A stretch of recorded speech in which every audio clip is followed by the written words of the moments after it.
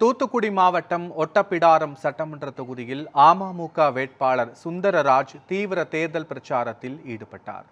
ஒட்டப்பிடாரம் சட்டமன்ற தொகுதிக்கு உட்பட்ட விநாயகபுரம், பாண்டியபுரம் பகுதிகளில் அமமுக வேட்பாளர் சுந்தரராஜ் திறந்தவெளி வாகனத்தில் தேர்தல் பிரச்சாரத்தில் ஈடுபட்ட நிலையில் பொதுமக்கள் அவருக்கு உற்சாக வரவேற்பு அளித்தனர். அப்போது பேசிய அவர், தாமிரபரணி தண்ணீரை 2 பிரிவுகளாக பிரித்து விளாத்திக்குளம் மற்றும் கோரம்பள்ளம் பகுதிகளுக்கு கொண்டு செல்ல நடவடிக்கை எடுக்கப்படும் என உறுதியளித்தார். மேலும் தொட்டில் குழந்தை திட்டம், அம்மா குடிநீர், அம்மா சிமெண்ட், விலையில்லாத மின்விசிறி, கிரைண்டர் உள்ளிட்ட தேர்தல் வாக்குறுதிகளை நினைவுபடுத்தி தீவிர வாக்கு சேகரிப்பில் ஈடுபட்டார். முதியோர் உதவித்தொகை 2000 ரூபாய் வழங்கப்படும்.